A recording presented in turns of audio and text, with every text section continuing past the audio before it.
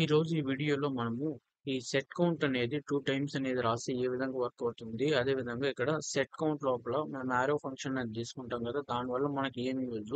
అదే విధంగా ఇప్పుడు మనం ఒక ఫంక్షన్ అనేది కాల్ చేయనప్పుడు ఈ సెట్ కౌంట్ ద్వారా మనము ఈ స్టేట్ వేరియబుల్ అనేది అన్ని అప్డేట్ చేస్తాం కదా! వన్స్ స్టేట్ వేరియబుల్ అనేది ఈ స్టెప్ కార్డ్ అనేది అప్డేట్ అయిందనుకోండి. సో, అంటే లైన్ 6 కార్డ్ అప్డేట్ అయిందనుకోండి.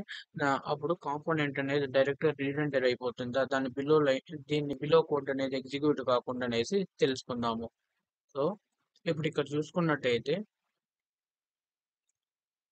ఫస్ట్ ఈ కోడ్ అనేది నేను కామెంట్ చేస్తాను. సో, మనం దీని అవుట్‌పుట్ అనేది చూద్దాము. సో, మనకి దీని అవుట్‌పుట్ అనేది ప్రెజెంట్ ఇప్పుడు ఈ విధంగా ఉంది. సో, ఫస్ట్ మన టాస్క్ ఏమిరా అంటే ఇక్కడ మనకి 2 సెట్ కౌంట్స్ అనేది తీసుకున్నాను. సో, దీన్ని కూడా ఈ కాల్ బ్యాక్ ఫంక్షన్ కూడా కామెంట్ చేస్తాను. సో, ఇప్పుడిక్కడ నేను 2 సెట్ కౌంట్స్ అనేది తీసుకున్నాను.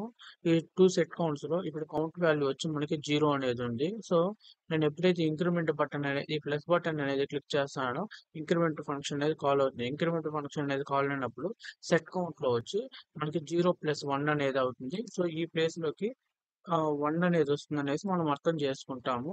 అదే విధంగా ఈ ప్లేస్‌లోకి వచ్చే కొందికి మనకిప్పుడు సెట్ కౌంట్‌లోని కౌంట్ వాల్యూ 1 అనేది ఉంటుంది. 1+1 అనేది 2 అనేసి మనం అనుకుంటాము.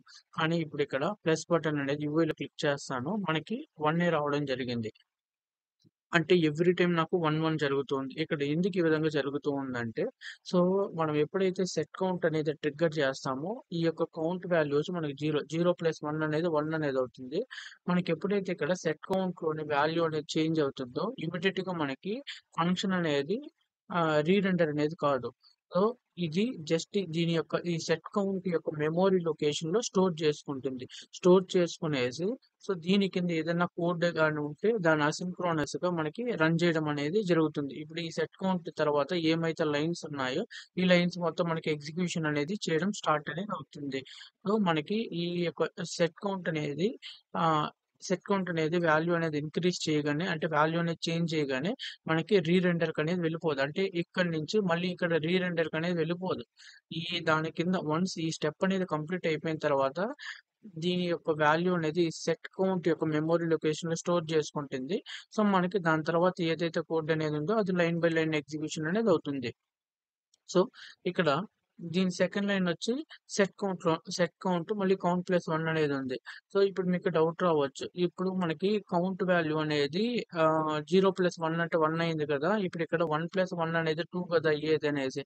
కానీ ఇక్కడ మనకేమవుతుందంటే ఎప్పుడైతే ఈ విధంగా సెట్ కౌంట్ ఈ విధంగా మనం తీసుకుంటామో, ఇక్కడ ఏమవుతుందంటే, మనకి సెట్ కౌంట్ అనేది రీరెండర్ కాలేదు. జస్ట్ ఇక్కడ వాల్యూ అనేది చేంజ్ మాత్రం అయింది. ఇంకా రీరెండర్ కాలేదు. సో, మనం ఈ టైప్ ఆఫ్ మెథడ్ తీసుకుంటే, రీరెండర్ అయినప్పుడు ఏదైతే మనకి కౌంట్‌లో ఉంటుందో, ఆ వాల్యూ అనేది వస్తుంది. సో, ఇప్పుడు ఇక్కడ ఇంకా రీరెండర్ కాలేదు. జస్ట్ వాల్యూ మాత్రం చేంజ్ అయింది. చేంజ్ అయ్యి వచ్చి ఈ యొక్క సెట్ కౌంట్ మెమరీ లొకేషన్‌లో స్టోర్ ఉండాలి. సో, కాబట్టి మనకిక్కడ ప్రీవియస్ ఏదైతే కౌంట్ అనేది హోల్డ్ చేసుకుంటుందో, ఆ వాల్యూ మాత్రం మనకిక్కడికి రావడం జరుగుతుంది. అందుకనేసి మనకిక్కడ 0+1 అనేది రావడం జరుగుతుంది. 0+1 అయినా గానీ 1 కాబట్టి మనకిక్కడ 1 చూపియడం జరుగుతుంది. సో, ఇక్కడ రిఫ్రెష్ చేస్తాను. సో, ఇక్కడ మనకి 1 ఇంక్రీజ్ అవుతుంది. అదే మనకి రీజన్ అనేది. సో, ఇక్కడ మనకి సెట్ కౌంట్‌లో వాల్యూ అనేది చేంజ్ అయింది. సో, చేంజ్ అయితే అది మనకి డైరెక్ట్‌గా రీరెండర్ అనేది కాదు. కొద్దిగా టైం అనేది తీసుకుంటుంది. అంటిల్ దీని కింద ఏదైతే ఫంక్షన్స్ ఉన్నాయో అవి మొత్తం కంప్లీట్ అయిపోయేంత వరకి. సో, ఇక్కడ రీరెండర్ అయిన తర్వాత మాత్రం మనకి న్యూ వాల్యూ అనేది వస్తుంది.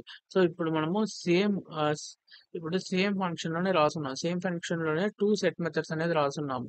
సో, ఇక్కడ అప్డేట్ అయింది. సో, మళ్ళీ ఈ స్టెప్ అనేది అయిపోయింది. ఈ స్టెప్ అయిపోతే దీని యొక్క మెమరీ లొకేషన్‌లో స్టోర్ అయింది. మనకి రీరెండర్ అనేది కాలేదు. మళ్ళీ ఈ స్టెప్ కాడికొచ్చింది. ఈ స్టెప్ కాడికొచ్చినప్పుడు ఈ ఈ సెట్ కౌంట్ అనేది ఉంది. ఇప్పుడు కౌంట్‌లో మనకి ఏదైతే వాల్యూ అనేది ఉందో మనకి అది రావడం జరుగుతూ ఉంది. అంటే ఇక్కడ 0 ఉంది కాబట్టి 0+1 అనేది రావడం జరుగుతుంది. ఇన్ కేస్ కాంపోనెంట్ గాని రీరెండర్ గానైతే దీని కౌంట్ యొక్క మెమరీ లొకేషన్‌లో మనకి అప్డేటెడ్ వాల్యూ అనేది స్టోర్ అవుతుంది. సో, ఇప్పుడు రీరెండర్ అనేది కాలేదు కాబట్టి ఇనిషియల్‌గా మనం ఏదైతే ఇచ్చామో సో, అది మాత్రం ఉంటుంది. సో, అదే ఇప్పుడు మనము ఈ మెథడ్ తీసుకున్నాం. కాల్ బ్యాక్ మెథడ్ అనేది. సో, ఈ కాల్ బ్యాక్‌లో మనకేం జరుగుతూ ఉందంటే ఈ యొక్క సెట్ కౌంట్ అనేది ఉంది కదా! ఈ సెట్ కౌంట్ మెమరీ లొకేషన్ అంటే మనం ఇక్కడ ఏం చెప్పుకున్నాము? ఈ వాల్యూ అనేది సెట్ కౌంట్ అనేది అప్డేట్ చేసింది. అప్డేట్ చేసి ఈ అప్డేటెడ్ వాల్యూ అనేది సెట్ కౌంట్ మెమరీ లొకేషన్‌లో హోల్డ్ చేసుకుంటుందని చెప్పాను కదా! సో, ఈ హోల్డ్ చేసుకున్న వాల్యూ అనేది ఆల్ మనకి ఈ ఎంటైర్ ఫంక్షన్‌లోని లైన్ బై లైన్ కోడ్ అనేది ఎగ్జిక్యూట్ అయిపోయిన తర్వాత కాంపోనెంట్ అనేది రీరెండర్ అవుతుంది. రీరెండర్ అయినప్పుడు ఈ యొక్క స్టేట్ వేరియబుల్ అప్డేట్ అవుతుందన్నాం. సో అప్పుడు మాత్రం మనకి అప్డేటెడ్ వాల్యూ వస్తుందనేసి ఇక్కడ చెప్పుకున్నాం. ఈ 2 లైన్స్‌లో. మనం ఎప్పుడైతే ఈ యొక్క సెట్ కౌంట్‌లో కాల్ బ్యాక్ మెథడ్ అనేది వాడతామో, ఈ కాల్ బ్యాక్ మెథడ్‌కి వచ్చే ఫస్ట్ ఆర్గ్యుమెంట్ ఏమిరా అంటే, ఈ సెట్ కౌంట్ కరెంట్ మెమరీ లొకేషన్‌లో ఏదైతే వాల్యూ అనేది ఉందో మనకి అది రావడం జరుగుతుంది. సో, ఈ సెట్ కౌంట్‌లో ఇప్పుడు మెమరీ లొకేషన్‌లో ఏముంది 1 అనే వాల్యూ అనేది ఉంది. సో, ఇప్పుడు 1 అనేది ఇక్కడికి రావడం జరుగుతుంది. సో, 1 అనేది వచ్చిన తర్వాత ఇక్కడ 1+1 అనేది 2 అనేది రావడం జరుగుతుంది. ఇప్పుడు రిఫ్రెష్ చేస్తాను.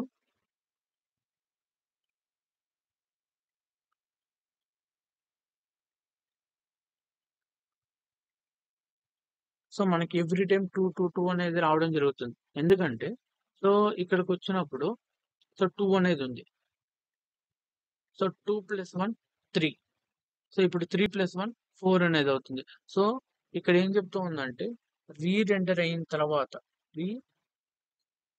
రీరెండర్ data with variable data date. అదే ఈ విధంగా కాల్ బ్యాక్ గాని తీసుకున్నామనుకోండి.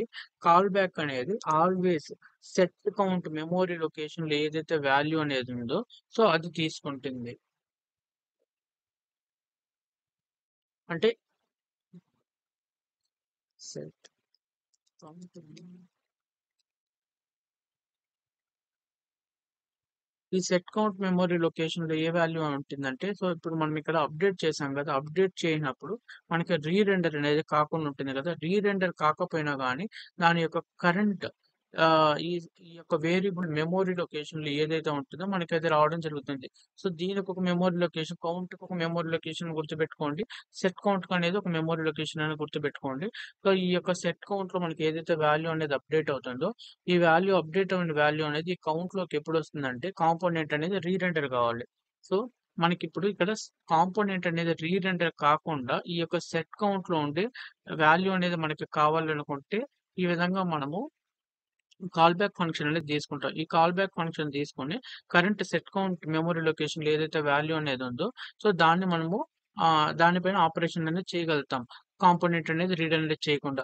సో, ఇప్పుడు మనకి ఈ సెట్ కౌంట్ అనేది న్యూ వాల్యూ అనేది కలిగుంటుంది. సో, ఇక్కడ ఏదైతే న్యూ వాల్యూ అనేది కలిగుంటుందో, ఈ సెట్ కౌంట్ మెమరీ లొకేషన్‌లో మనకి స్టోర్ అవ్వడం అనేది జరుగుతుంది. సో, ఎప్పుడైతే మనకి కాంపోనెంట్ అనేది రీరెండర్ అవుతుందో, అప్పుడు మనకి యూఐలో కనపడుతుంది. సో, ఇప్పుడిక్కడ ఇంకొక పాయింట్ చెప్పాను మీకు. ఇన్ కేస్ మనకి ఈ యొక్క సెట్ కౌంట్ అనేది మనకి ఇంక్రిమెంట్ అయింది. సో, ఇంక్రిమెంట్ అయిన తర్వాత ఆహ్, వెంటనే మనకి కాంపోనెంట్ అనేది రీరెండర్ అవుతుంది. అంటే ఇప్పుడు ఈ ప్లేస్‌లో మనకి కాంపోనెంట్ సెట్ కౌంట్ అనేది యూజ్ చేసుకునేసి స్టేట్ వాల్యూ అనేది అప్డేట్ చేసాం. సో, స్టేట్ వాల్యూ అనేది అప్డేట్ అవ్వగానే మనకి కాంపోనెంట్ అనేది రీరెండర్ అవుతుందా? సో, ఈ యొక్క డౌన్‌లో ఉండే కోడ్ అనేది ఎగ్జిక్యూట్ కాకుండా అనేది ఒక డౌట్ ఉందని చెప్పాను గదా! సో, దానికి చూద్దాం ఇప్పుడు. సో, ఇప్పుడు కాంపోనెంట్ అనేది రిఫ్రెష్ చేశాను. సో, ఇప్పుడు నేను ఈ ఇంక్రిమెంట్ ఫంక్షన్ అనేది కాల్ చేసి ఇక్కడ లైన్ బై లైన్ అనేది మనకి ఎగ్జిక్యూట్ అనేది అవ్వడం జరుగుతుంది. సో, ఎప్పుడైతే మనకి సెట్ కౌంట్స్ మెథడ్ అనేది ట్రిగ్గర్ అవుతుందో దాని యొక్క స్టేట్ వేరియబుల్ వాల్యూ అనేది చేంజ్ అవుతుంది. కానీ స్టేట్ వేరియబుల్ వాల్యూ చేంజ్ అయినా కానీ మనకి వెంటనే మనకి రీరెండర్ అనేది కాదు. దాని లైన్ బై లైన్ కోడ్ మొత్తం ఎగ్జిక్యూట్ అయిపోయిన తర్వాత ఆ ఎంటైర్ ఫంక్షన్‌లో దెన్ మనకి కాంపోనెంట్ అనేది రీరెండర్ అయితుంది. రీరెండర్ అయ్యి మనకి యూఐలో ఈ యొక్క రీరెండర్ అయినప్పుడు ఏదైతే డేటా అనేది ఆ పర్టిక్యులర్ స్టేట్ వేరియబుల్‌లోకొచ్చిందో, ఆ డేటా అనేది మనకి యూఐలో చూపియడం జరుగుతుంది. సో, కాబట్టి నేనిక్కడ ఏం చేశానంటే, ఒక ఫర్ తీసుకున్నాను. మనకి ఎగ్జిక్యూట్ అవుతుందా లేదా అనేసి చెక్ చేపిచ్చడానికి.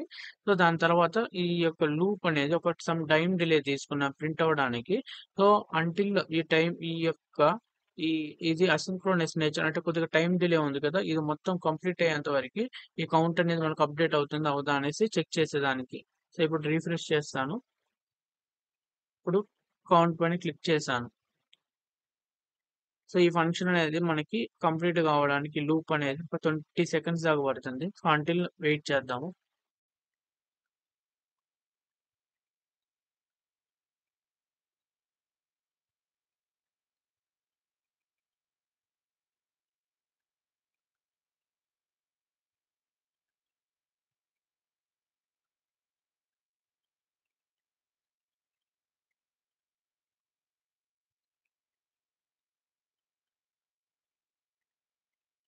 సో మనకి ఇక్కడ ఏమైంది, ఈ యొక్క ఫంక్షన్ మొత్తం మనకి ఈ లూప్ మొత్తం కంప్లీట్ అయితే, సో ఎంటైర్ ఇంక్రిమెంట్ ఫంక్షన్ అనేది కంప్లీట్ అయిపోయింది.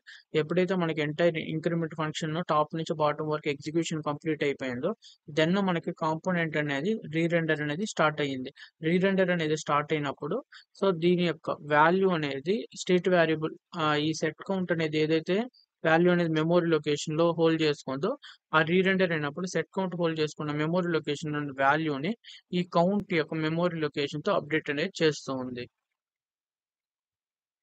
సో ఇక్కడ మనకి నోట్ పాయింట్స్ ఏమన్నా అంటే, కాంపోనెంట్ మనం ఇంక్రిమెంట్ ఫంక్షన్ అనేది కాల్ చేసినప్పుడు కౌంట్ లోని వాల్యూ అనేది అప్డేట్ అవుతుంది. సెట్ కౌంట్ మెథడ్ ద్వారా మనం స్టేట్ వేరియబుల్ అనేది అప్డేట్ చేస్తాం కదా, వెంటనే మనకి ఈ యొక్క స్టేట్ వేరియబుల్ అనేది రీరెండర్ అనేది కాదు. సో అంటిల్ ఈ ఫంక్షన్ మొత్తం మనకి ఏదైతే లైన్ బై లైన్ అనేది ఎగ్జిక్యూట్ అవుతుంది, once line by line execute అనేది కంప్లీట్ అయిపోయిన తర్వాతే మనకి రీరెండర్ అనేది అవుతుంది.